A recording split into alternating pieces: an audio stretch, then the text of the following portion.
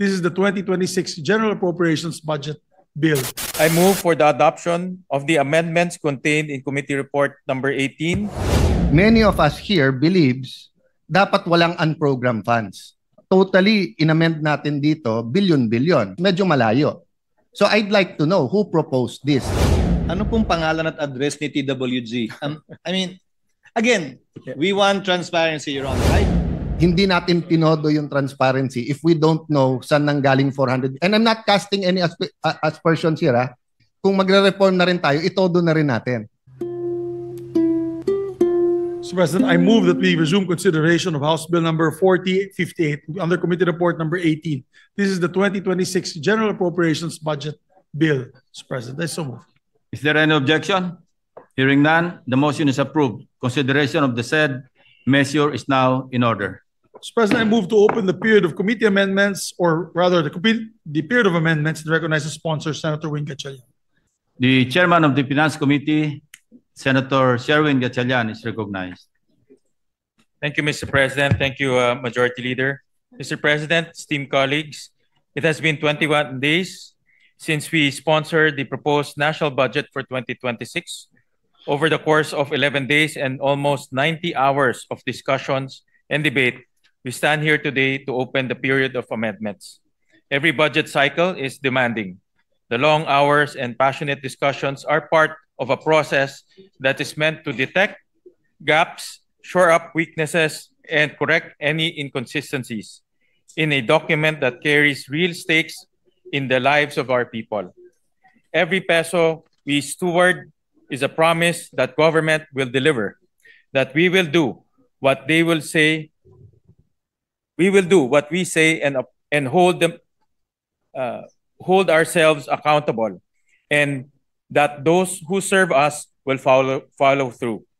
Mr. President, I move for the adoption of the amendments contained in Committee Report number 18, and that the same be used as reference for individual amendments.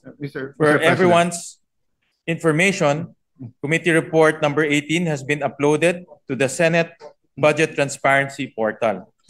Further, consistent with the commitment of the Senate for a transparent budget process that aims to restore the people's trust in Congress and the government, all proposed individual amendments shall be read on the floor and submitted for the body's consideration. With the consent of the body, the Senate officers will introduce their individual amendments, after which other members will present their proposed individual amendments specifying the agency, the program, activity, project, or PAP, and the amount. I so move, Mr. President. Mr. President, before that, parliamentary inquiry, Mr. President. Senator Alan Peter Cayetano, the Minority Leader, is recognized. Thank you, Mr. President. Mr. President, may I just ask our dear chairman, ang ating masipag na chairman, some clarification. So yung committee report that you submitted after the committee briefings, yan ang basis natin today. Correct. Correct Okay. po. And we started, I think, tama ba 11 days tayo nag-interpellation? Tama po. Okay. So are you saying walang amendments after the 11-day interpellation? Meron din po. Meron pong mga amendments din po. No, because I'm a member of the committee, I don't remember a meeting where we discussed the amendments to the committee report. Meron din pong mga amendments na ipropose. Yes. Di ba last day po tayo nag-interpellation Friday? Friday. Oh, after that, hindi nag-meeting ang committee eh. Hindi po. So sino nag-decide sa amendments? Ang today po ang ipropose ay mga individual amendments. So yung committee amendments was naka-subsume na po doon sa committee report, Mr. President. So again, just that we passed. No, so that I've been clarified. The committee submitted a committee report that you sponsored. Yes. Okay. From that time to today, may amendments ba ang committee? Wala. Wala na po kasi ang committee amendments nasa committee report na po. No. So lahat ngayon is individual amendments. You're talking about the committee report that you filed and you sponsored. Yes. Okay. So what I'm saying is that useless pala yung 11 days natin. Kasi kaya nga tayo nag-interpolate nun, and kaya natin sinasabi sa mga vice chairman na to consider, kasi nga ipapasok sa committee amendments yon. So are we saying that exactly etong binigay nyo na summary plus the soft copy? I understand the soft copy kasi kung titingnan mo yung mga libro, ang kakapal nun. And of course, I congratulate you for that innovation, and I heard you got a lot of students, you, di ba, nag-AI and hinimay nyo yung budget. But I'm saying is that, kaya tayo nag-interpellation para nga yung committee ma-present sa buong 24 and based sa interpellation, pagtingin ng committee tama, magko-committee amendments. Yes. Sir, if you're saying no committee amendments, does that mean that none of our interpellation hit the spot? Actually, ang committee amendments po came in the form of the committee report. No, Yun po Mr. yung Chairman. aming sinamit. No, the committee report was your amendments to the GAB. Yes, tama ho. Yes. So what we're talking about here today, the committee amendments, is the amendments to the committee report. Yung amendments po to the committee report will come in the form of individual amendments. Yes. So I'm clarifying. So there is no committee amendments. Wala po. Kasi Yes, yung committee report po is the committee amendments. So if there's no committee amendments, that means that none of our interpellation hit the spot. Because if many of the vice chairman, even the chairman, when we were making the recommendations, halimbawa sa akin, dun sa anti-stunting, was saying, yes, we'll look into it and everything. So kung walang committee amendments ngayon, that means we went through the process, the 11 days, but we weren't really talking about it. And there was no committee meeting to discuss nga na walang committee amendments. Actually po, ang process, the committee report is the committee amendments. Kasi in-amend ho ng committee yung General Appropriations Bill. So any succeeding amendments will come in the form of individual amendments. Let me correct that, Mr. President, and you correct me if I'm wrong, no? In local bills regarding taxes and appropriation bills, we have to wait for the House of Representatives. So based on their bill, you have a committee hearings, in this case briefing para hindi tayo mahuli, you submit a committee report. But when you submit the committee report, may period of interpellation. Yeah. After the period of interpellation, period of amendments. So dun sa period of amendments, meron pong committee amendments kung nakita yung committee yung point ng individual members. So unlike an ordinary bill, we have the Senate version. So hindi nyo ina-amend yung sa House kasi Senate version kaagad eh. So yes, you're correct that this summary here amended the House version, the GAB. But it did not amend your committee report. Because, Mr. President, we agreed several individual meetings, you had caucus sa groups natin, that iibay natin yung proseso and we will make it very transparent. So if what we're saying, Mr. Chairman, I'm saying this with all due respect and I appreciate the work you're doing. If you're saying now that eto na rin yung amendments from the House, I want to point out that parang baliwala naman yung interpellation. Now, having said that, kung eto na yung sa House, in the spirit of transparency, I'd like to know who moved. So for example, no, sa Department of Education, it's good na dagdagan ng 78 billion. Sinong nag-propose nito? But for example, sa state universities, 9B lang. Punong-puno. At saka yung iba per unit napakababa. So hindi maka-keep up yung state universities. If you look at DNR, nabawasan ang budget ng DNR. That's part of why binabaha tayo. It's not only flood control. It's also because of violations to not only rules and regulations of DNR, but because of going against nature.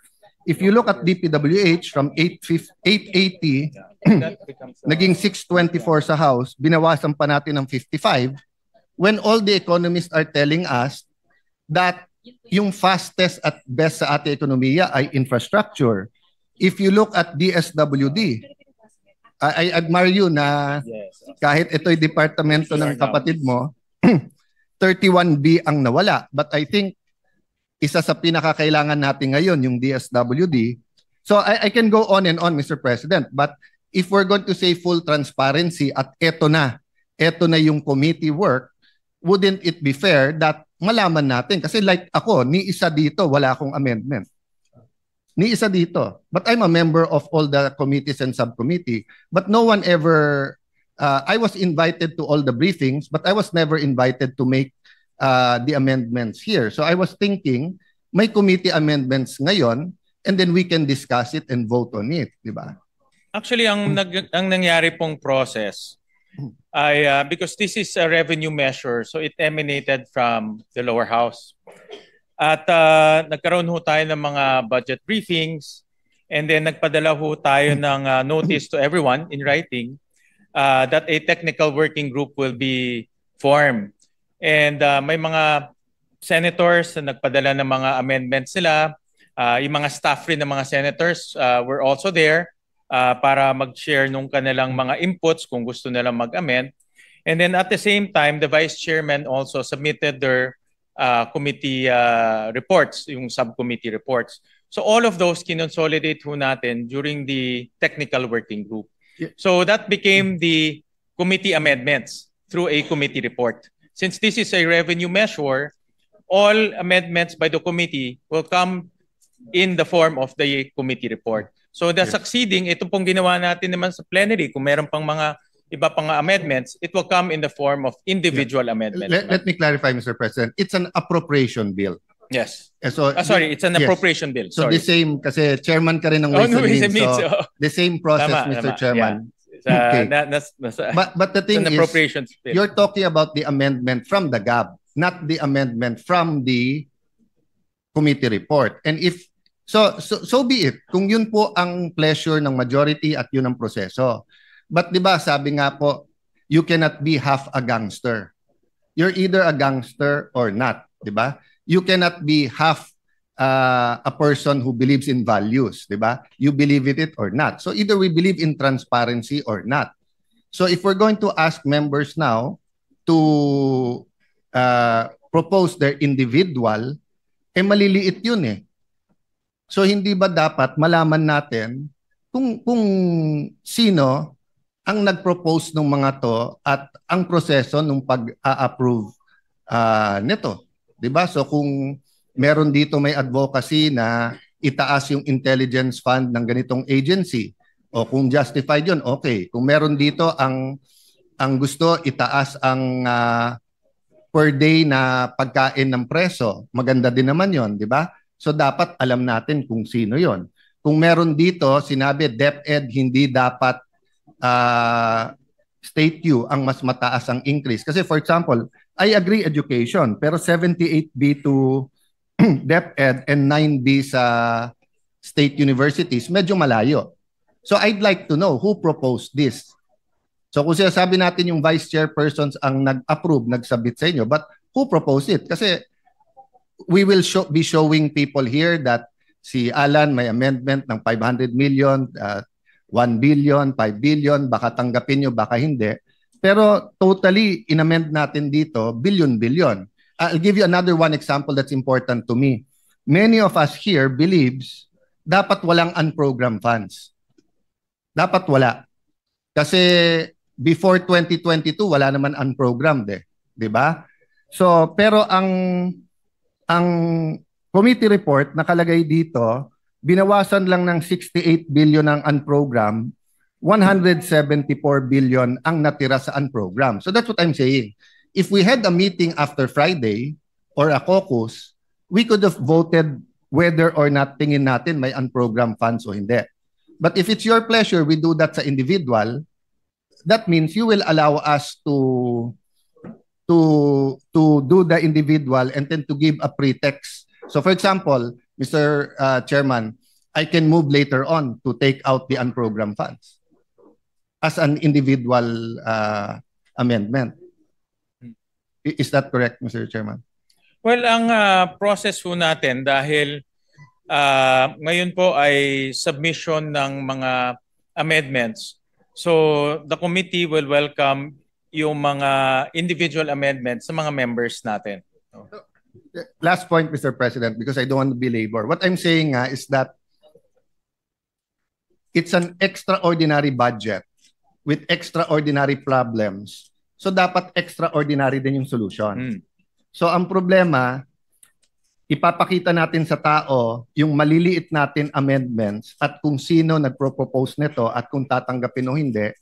Pero yung kalalaking amendments, hindi nating i-reveal sa tao kung sino ang nag-propose. Actually ho, yung technical working group, doon ho natin pinag-usapan itong mga amendments. Inipon-ipon ho namin yung mga amendments, inipon-ipon ho namin mga recommendations. Marami ho tayong mga senador na nagpadala po ng kanilang mga recommendations. So doon namin inipon-ipon po yung mga amendments. And that's not a problem, Mr. President, if the committee met afterwards for the committee amendments. Kasi even if you look at the rules, amendment comes after the debate is closed. So lumalabas, baliwala yung 11 days natin na debate. Hindi naman. Kasi yung mga napag-usapan natin, like for example, maraming mga napag-usapan at gusto pang i-amend yung committee report, it will come in the form of individual amendments, Yes, which we will... but when it comes in the form of individual amendments, first of all, tatagal. So for example, if I have 100 amendments, and let's say 5 of them are important to me, I mean, life or death to me, I will ask for nominal voting. Pero kung nag-meet ang committee or may sistema ang committee na kung saan pinasok sa committee report, committee amendments, then we don't have to go through 100.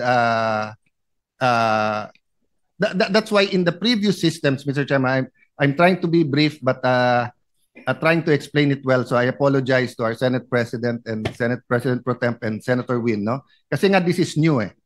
So before, ang sistema natin simple lang.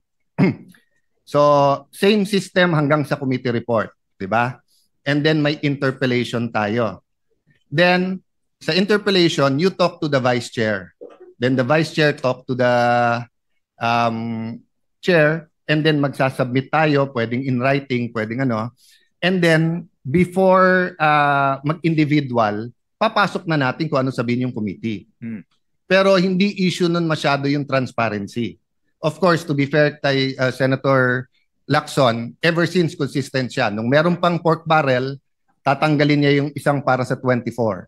Kapag may amendments na infra and he thinks it's pork barrel, he'll ask a question. So that's given. And some of us have similar advocacies sa mga binabantayan, di ba? Maglalagay ka dito, hindi dapat. Okay. But in general, yung proseso natin allowed our participation at every point in time and then through the leaders. But ngayon, hindi. Kasi ngayon, I'm not saying it's a bad budget, but ngayon, we're basically passing exactly the same committee report before the debates, despite many, many good points sa debate. And then, walang committee amendments. So, papasok na. So, you will have to excuse us if many of us have dozens of individual. Kasi nung araw, because may give and take na doon sa vice chairman at sa chairman, yung mga institutional changes na pag-uusapan yan, whether caucus, meeting, or dito. Ngayon, hindi. Actually ho, dahil nagpadala ho kami ng official letter for a technical working group, the intention was really to lahat ng mga amendments doon na mapag-usapan. Para pagdating ho ng committee report, nandun na yung mga proposals ng ating mga senators. And this was not limited to the vice chairman. Lahat in-invite po natin. Yes, Mr. Chairman. But that was before the committee report and before the 11-day debates. Di ba? So after the 11-day debate, imposible naman na walang magandang punto. Yes, marami po. Maraming magandang punto pero hindi nagre-reflect sa budget. Dito na ho papasok pag present ng mga senators natin. Yes, usually pag magandang dalawa kasi yung magandang punto eh, yung parang barkada lang, kasama tayo, di pare maganda yan. Pero sorry, hindi namin tatanggapin. Di ba? Okay. Pero yung magandang punto na we all agree. Di ba? We all agree. So since we all agree, dapat palitan na yon. But let me yield first to former Senate President. He has on the same point daw may question daw po siya. With your permission, Mr. President. Before I recognize Senator Escudero, the distinguished minority there may have a valid issue, no? Except that the proposition that the 11-day period of interpellations will not serve its purpose is wrong, because the basis for our individual amendments precisely are our interpellations. Thank you. Senator Escudero is recognized. Mr. President, before that, that was why I asked a rhetorical question. Kasi kung individual lang, we could have gone straight. But that 11-day period, in my view, was to convince the other members na, oh, may consensus tayo dito. And I was hoping, pag may consensus on certain points, yung committee mag-amend. Why, Mr. President? Correct. Kasi pag yung committee nag-amend, malamang hindi matalo yon. Pero pag individual, baka matalo not because hindi maganda pero saan kukunin yung pera. But I think we agree, Mr. President. I'm just saying I think we're that, on the same page, except yes, that to say na pointless yung 11-day Yes. period interpellations. I that's will not not an agree to that. assertion. That's a rhetorical question na kung Yeah, walang thank you. committee, does that mean? Thank you for Anyway, that clarification. Senator Escudero is recognized. Thank you, Mr. President. With the indulgence of Senator Cayetano, our minority floor leader, nakasanayan po kasi natin na kapag may mga punto para mabawasan na yung debate, minsan yung chairman na lang ang nagpo-propose through the period of individual amendments nung mga amendment na pinanukala nung nagdedebate. Pero ngayon, ang proseso na gusto ng ating ginagalangan chairman ng Committee on Finance, lahat padaanin na sa period of individual amendments, doon ipasok at dito niya pagpapasan kung tatanggapin niya o hindi. Tama po ba? At kung may contention, ayaw niya, pagbobotohan sa plenaryo. Pero ang tanong ko, nagalang-galang na chairman, in the interest of transparency, is it written in any portal who proposed the changes to the age gap in the committee report? I'll give you an example. Out of the blue, yung Cagayan State University, pinroposa ng 77 million na dagdag. Pero yung katabi niya sa rehiyon na yun, Batanes State College, wala. May I ask, who proposed the 77 million increase? Is that in any of the portals that we have right now? Again, in the interest of transparency. Actually, yung mga proposals, we took into consideration rin yung mga proposals ng mga agencies. Diba, as we always practice, mga agencies po magpapadala ho dito ng mga recommendations, what to increase, what to augment.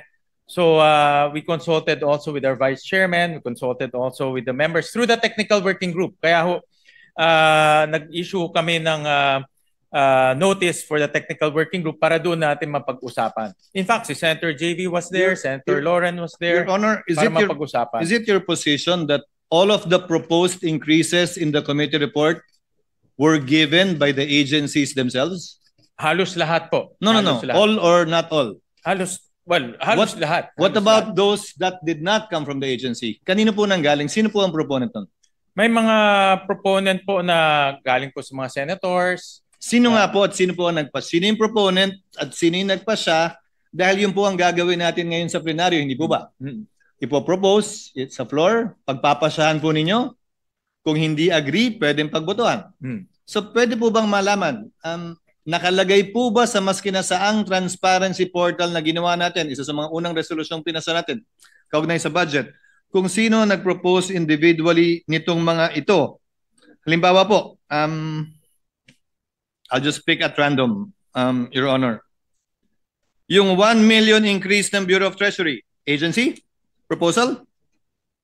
Yan po ay galing po sa unprogrammed funds at inilipat ho natin sa program. Proposal po ba yan ng agency? Proposal ho ng technical working group nung pinag-usapan ho. Ano pong pangalan at address ni TWG? I mean, again, we want transparency, Your Honor, right? So we have to put it on the record. Yeah. Well, the whole changes involved in the committee report is about, according to you, 326 billion.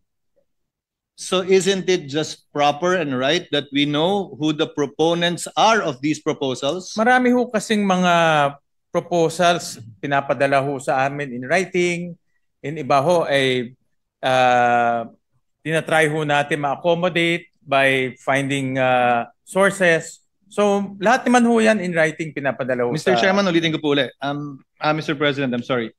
Wala naman pong problema eh. Ang tanong ko po, nakasulat po ba yan sa mas kinasaang transparency portal na nilabas ninyo kung kanino nang galing yung mga proposal na nilagay sa committee report ng Committee on Finance at sino po yung nag-approve?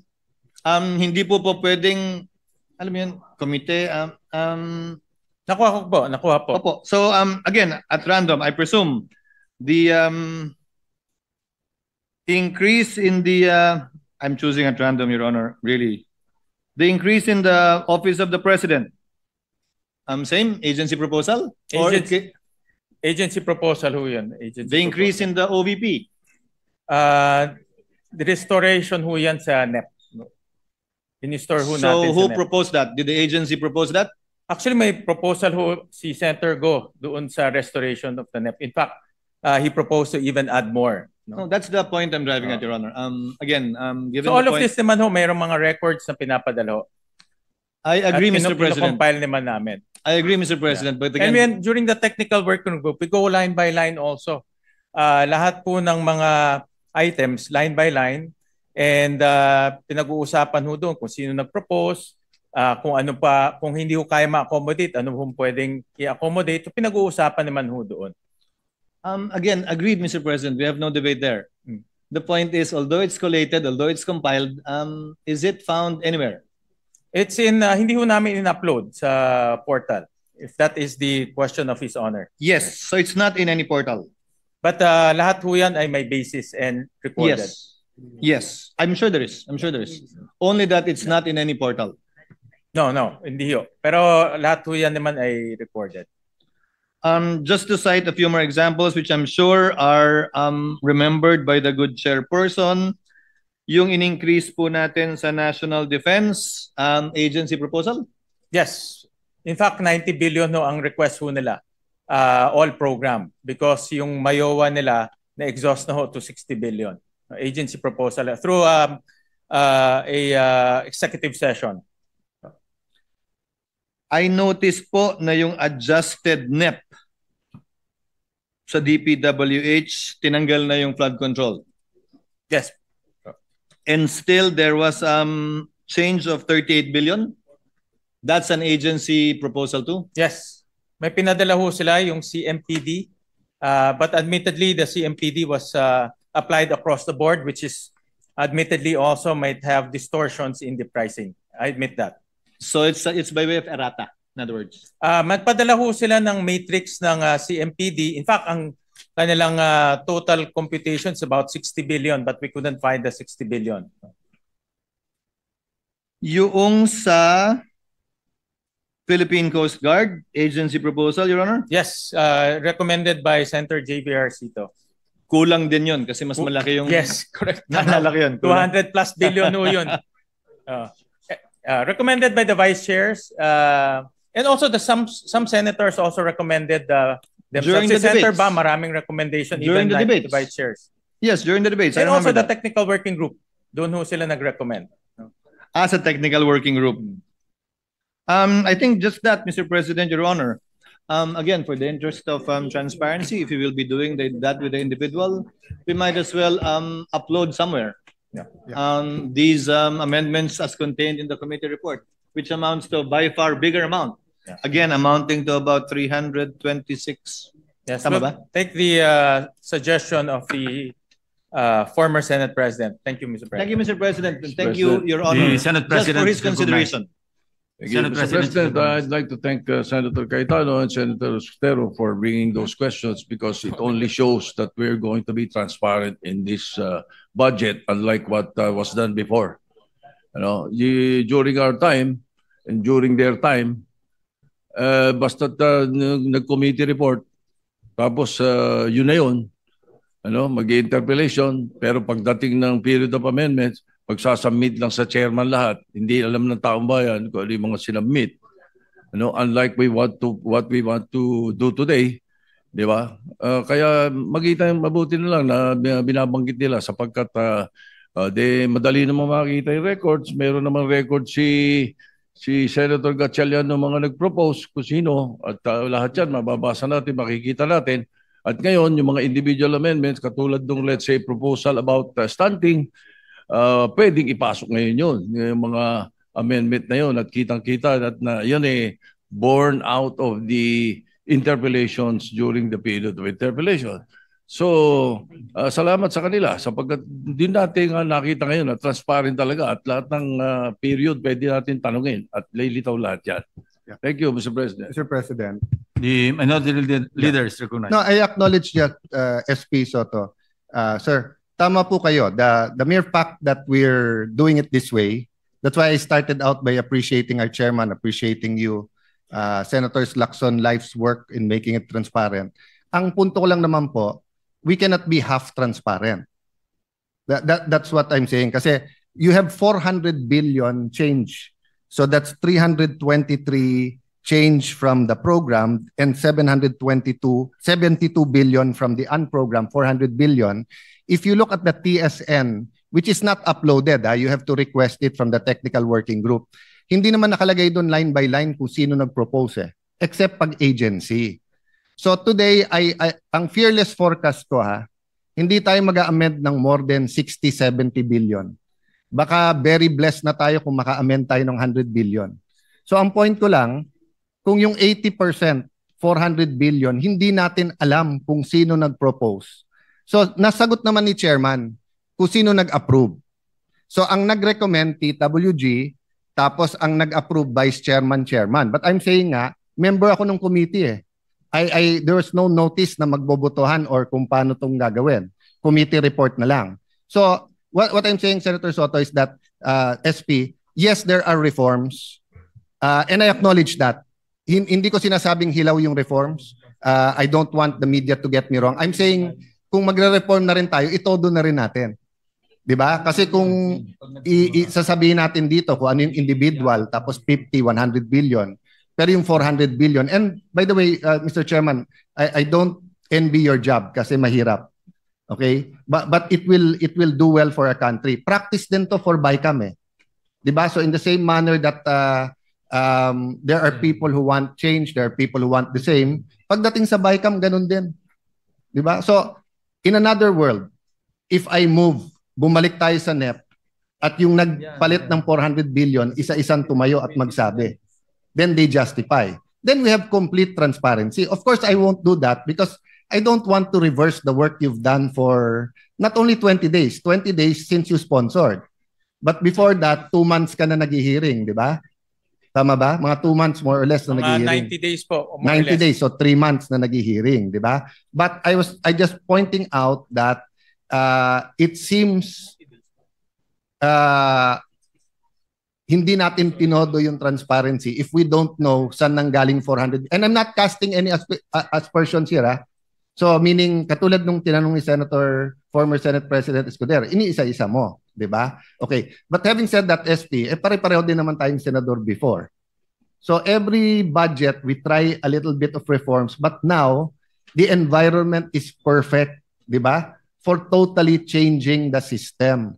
So I'm saying whatever is good for the 10-20% we're going to amend today, it should be good for the 40%, di ba? So, for example, when the chairman reviews the TSN, kung kulang doon kung sino yung nag-propose, pwede bang kunin ng technical working group at ilabas doon? Kasi dapat ni isa sa atin walang mahiya sa ating nirecommend. And halimbawa, ang technical working group, did they accept it only from senators? Or did they also get letters from mayors, from governors, from advocacy groups and everything? I wouldn't mind, So if there's an advocacy group for health, anti-smoking or health sa bakuna na ganito, kulang ng pondo, and that was the basis. Pero dapat transparent. I've said my piece, Mr. President, but I think Senator Joel would like the floor also. With your permission, Mr. President.